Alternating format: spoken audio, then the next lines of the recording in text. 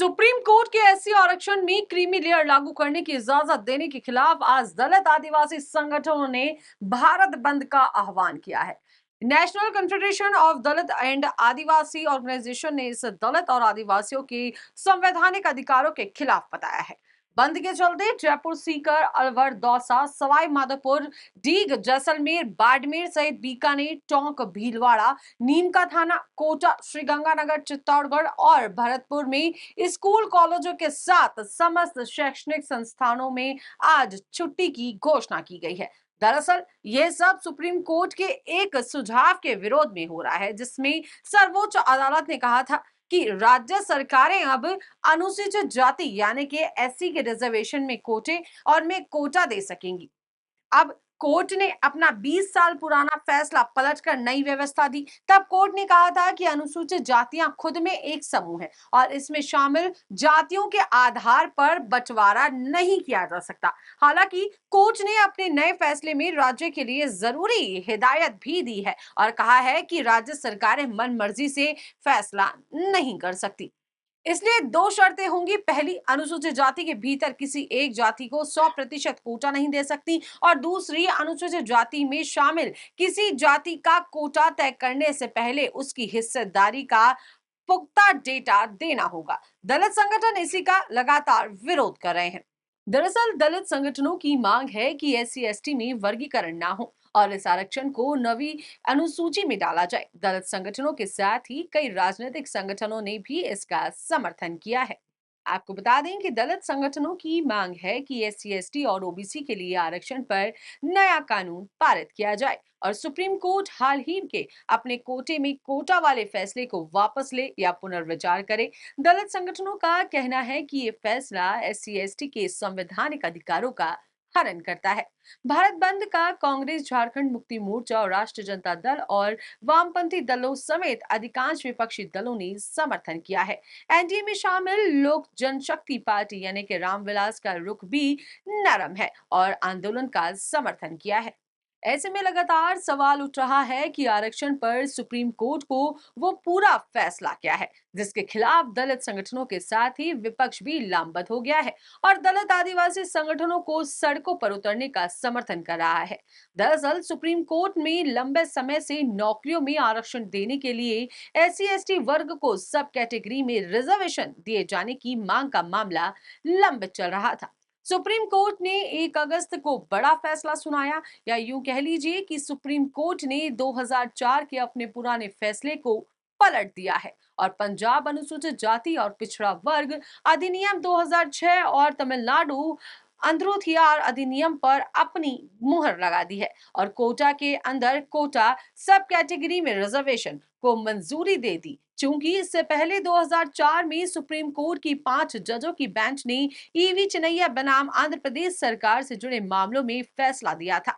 राज्य सरकारें नौकरी में आरक्षण के लिए अनुसूचित जाति और अनुसूचित जनजातियों को सब कैटेगरी नहीं बना सकती क्योंकि वे अपने आप में स्वजातीय समूह हैं।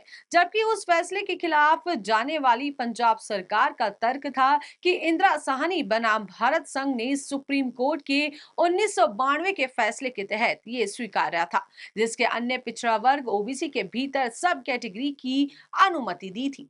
पंजाब सरकार ने मांग रखी थी कि अनुसूचित जाति के भीतर भी सब कैटेगरी को अनुमति दी जानी चाहिए। सन 2020 में सुप्रीम कोर्ट ने तय किया था कि इस पर बड़ी बेंच द्वारा फिर से विचार किया जाना चाहिए और सीजेआई के नेतृत्व में 7 जजों की संविधान पीठ बना दी गई। इस बेंच ने जनवरी 2024 में 3 दिनों तक मामले में दलीलें सुनी और उसके बाद अपना फैसला सुरक्षित रख लिया।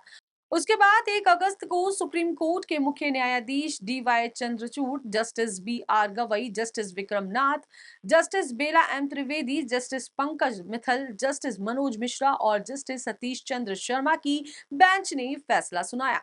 हालांकि जस्टिस बेला त्रिवेदी ने इस फैसले से असहमति जताई। संविधान पीठ ने 6-1 के बहुमत से फैसला दिया कि राज्यों को आरक्षण के लिए कोटा के भीतर कोटा बनाने का अधिकार है, यानी कि राज्य सरकार अनुसूचित जाति और अनुसूचित जनजाति श्रेणियों के लिए सब कैटेगरी बना सकती है ताकि सबसे जरूरतमंद को आरक्षण में प्राथमिकता मिल सके। राज्य विधानसभाएं इसे लेकर कानून बनाने में समक्ष होंगी। हालांकि कोर्ट का ये भी कहना था कि ये सब कैटेगरी का आधार उचित होना चाहिए। कोर्ट का कहना था कि ऐसा करना संविधान के आर्टिकल 341 के खिलाफ नहीं है। कोर्ट ने भी ये कहा कि अनुसूचित जाति के भीतर किसी एक जाति को 100% कोटा नहीं दिया जा सकता।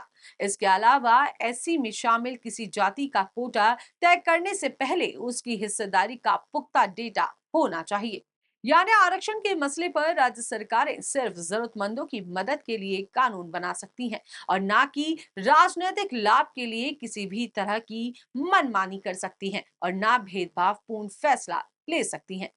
ऐसे में अब ये सवाल उठता है कि ये स्थिति क्यों बनी। दरअसल 1975 में पंजाब सरकार ने आरक्षित सीटों को दो श्रेणियों में विभाजित करके अनुसूचित जाति के लिए आरक्षण नीति पेश की। अब एक वाल्मीकि और एक मजहबी सिखों के लिए और दूसरी बाकी अनुसूचित जाति वर्ग के लिए 30 साल तक, जी हाँ 30 साल तक ये नियम लागू रहा। उसके बाद 2006 में ये मामला पंजाब और हरियाणा हाई कोर्ट पहुंचा और ईवी चिनैया बनाम आंध्र प्रदेश राज्य मामले में सुप्रीम कोर्ट के 2004 के फैसले का हवाला दिया गया। पंजाब सरकार को झटका लगा और इस नीति को रद्द कर दिया गया।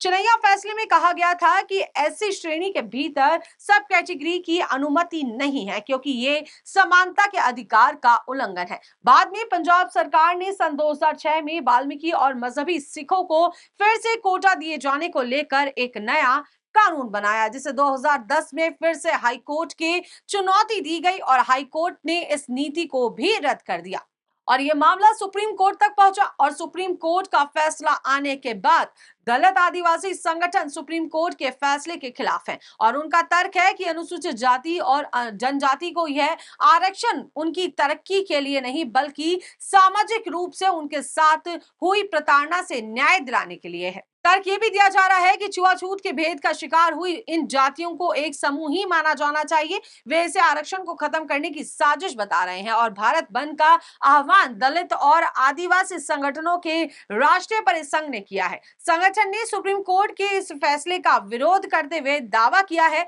कि यह ऐतिहासिक इंदिरा साहनी मामले में कोर्ट के पिछले फैसले को कमजोर करता है जिसने आरक्षण के लिए रूपरेखा स्थापित की थी। संगठन ने सरकार से नौकरियां और शिक्षा में दलित आदिवासी समुदाय के लिए सामाजिक न्याय और साथ ही साथ समान प्रतिनिधित्व सुनिश्चित करने की मांग की है।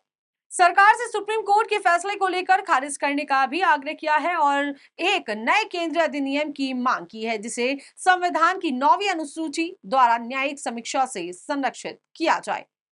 इसके अलावा सरकारी सेवाओं में एससी एसटी ओबीसी कर्मचारियों की जाति आधारित आंकड़ों को तत्काल जारी करने की भी मांग की गई है ताकि उनका सटीक प्रतिनिधित्व सुनिश्चित किया जा सके।